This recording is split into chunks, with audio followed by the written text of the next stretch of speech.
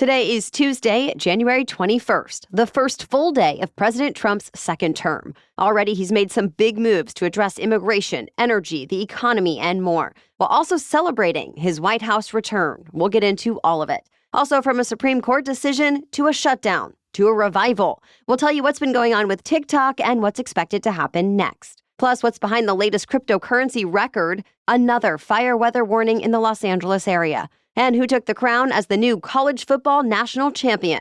Those stories and even more news to know coming up. Welcome to The Newsworthy. All the day's news in around 10 minutes. Fast, fair, fun, and on the go. I'm Erica Mandy. Thanks so much for being here. You ready? Let's do this. It's a new era in American politics. Donald Trump was formally sworn into office for a second term as president. In his inaugural address, Trump promised to be a peacemaker and a uniter.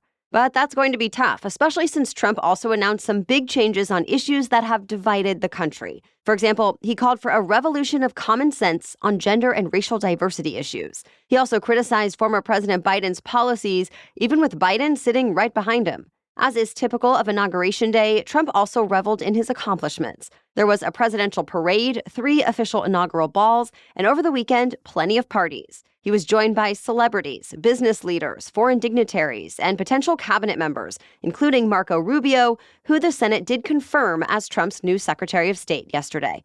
Granted, not everyone who visited the nation's capital over the weekend was there to celebrate. Thousands of people marched to the Lincoln Memorial in what's now called the People's March. 8 years ago, it was called the Women's March, drawing more than 1 million people to protest in D.C. and elsewhere. This time, protesters were motivated by all kinds of issues like abortion, immigration, civil rights, climate change, and more. President Trump already fulfilled a lot of his day one promises. For starters, he canceled 78 executive actions signed by President Biden, and he immediately shut down the Customs and Border Protection app that let asylum seekers apply to legally enter the U.S. All existing appointments were canceled. Many other actions also addressed immigration, like an order that ends birthright citizenship for children born in the U.S. to parents who came here illegally or on visas. Trump also revived the Remain in Mexico policy, meaning migrants have to live in Mexican border cities while trying to seek asylum in the U.S. And he paused refugee resettlements.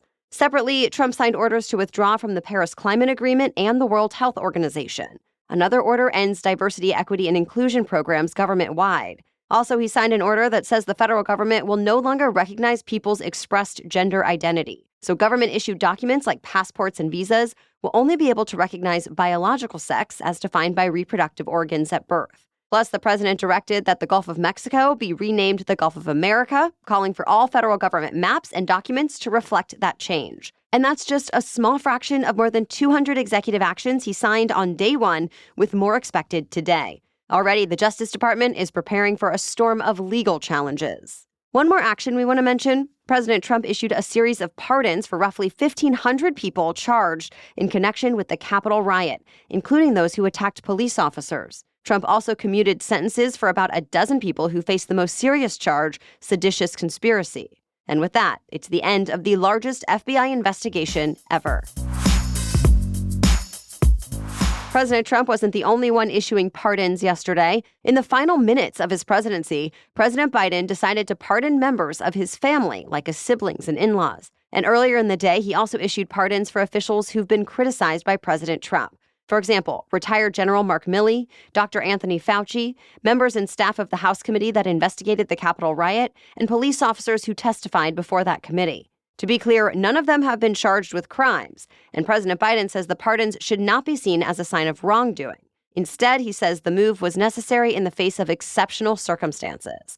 President Trump has promised to press the Justice Department to prosecute people that he's fought with in the past. Over the weekend, former President Biden also commuted the sentences of almost 2,500 people convicted of nonviolent drug offenses. He explained, saying the people were serving far longer sentences than what they would receive today. And with that, Biden broke the record for most individual pardons and commutations issued. A ceasefire has officially gone into effect in Gaza, and both sides have already started holding up their ends of the agreement. Hamas released 3 Israeli women who were kidnapped 15 months ago. More hostages are expected to be released before the end of the week. Also, Israel released 90 Palestinian prisoners, all women and children. And Palestinians who live in the Gaza Strip started to return home to see neighborhoods devastated by war. The United Nations says 92% of all housing units have been destroyed. Hundreds of aid trucks have been able to enter Gaza under this ceasefire. They're desperately needed as people in Gaza face a dire shortage of food and medicine. It's not clear what's going to happen with this ceasefire long term, so to be continued.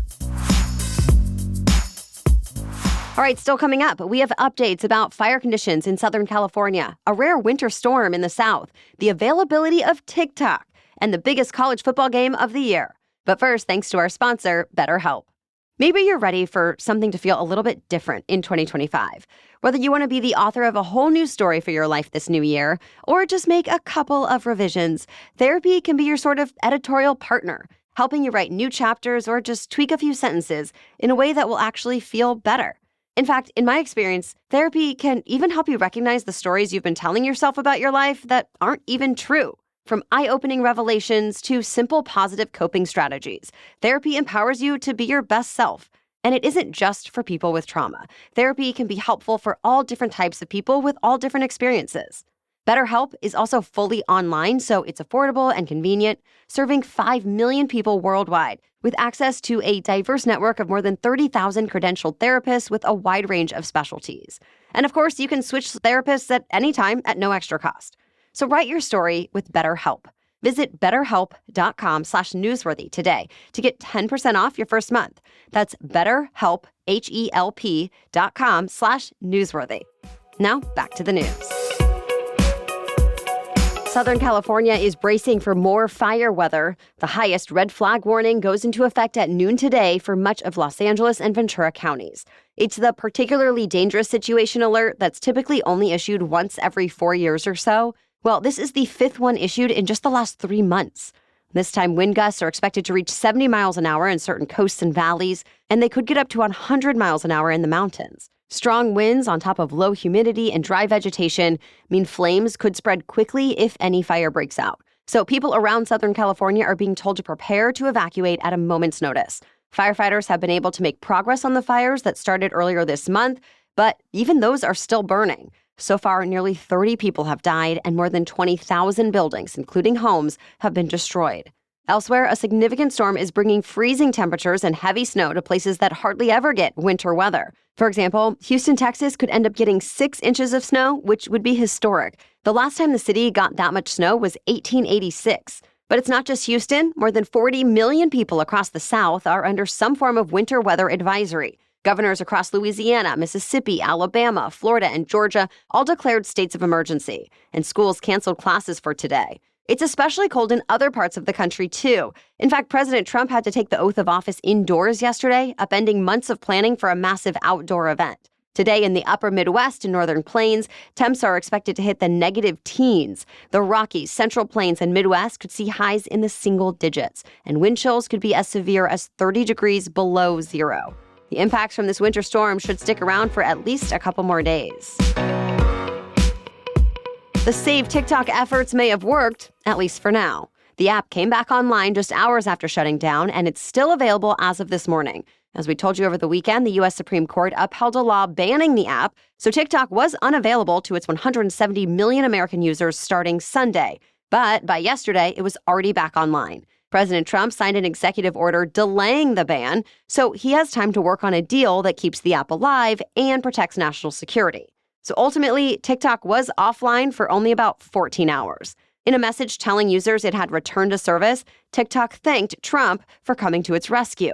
The president extended the deadline for 90 days. So there's a chance TikTok could be sold to an American buyer in that time, or a ban could still go into effect sometime down the line. In the meantime, TikTok is still working for Americans who already had it. But new users are not able to download the app since it's not available on the Apple and Google app stores right now. Under the law, Apple and Google could face billions of dollars in fines if they offer the app. And some legal experts say Trump's executive action does little to change that. In fact, lawmakers, including some Republicans, agree that Trump doesn't actually have the power to override the law that Congress had passed. The law says the president could only delay enforcement if there was already a legally binding agreement to sell the app, and so far, there's no deal. So TikTok's fate is still up in the air. You can hear more about the Supreme Court's decision and the possible outcomes for TikTok by listening to our special edition Saturday episode just from this past weekend. Bitcoin hit a new record on President Trump's Inauguration Day as the entire crypto industry surged. One Bitcoin was worth $109,000 yesterday, a high point for the most popular cryptocurrency. And it's no coincidence that it happened as Trump entered office.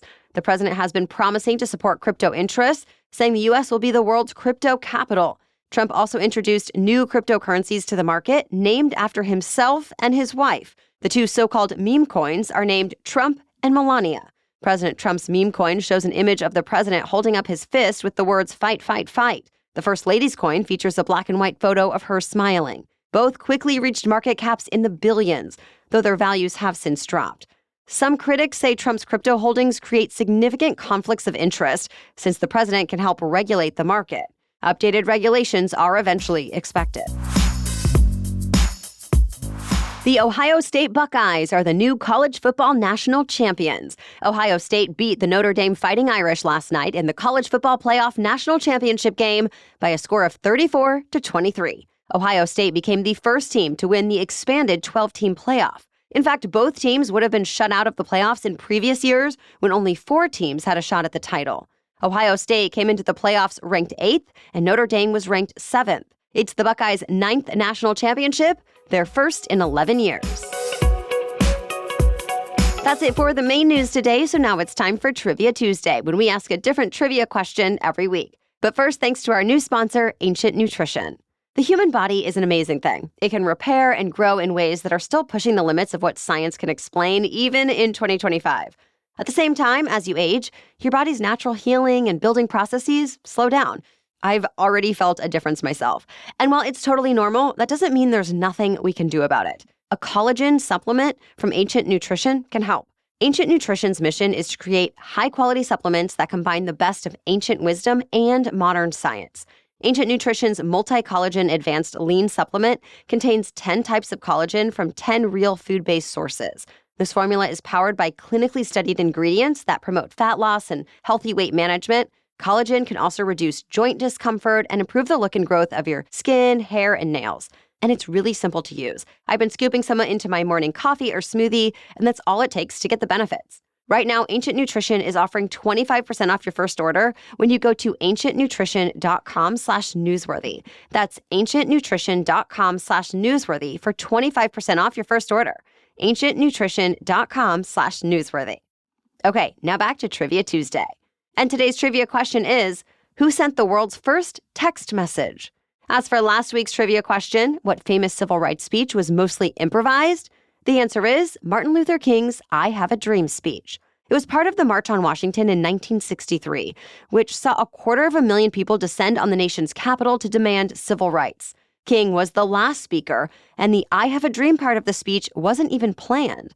After hearing him use the I Have a Dream phrase in other speeches, gospel singer Mahalia Jackson shouted, "Tell them about the dream," to King while he spoke. It wasn't part of the prepared text, but what King improvised next became one of the most famous speeches ever. Of course, yesterday was Martin Luther King Jr. Day, the federal holiday honoring the civil rights leader's legacy. Many Americans celebrated by attending parades and marches, visiting museums, learning more about King, and volunteering.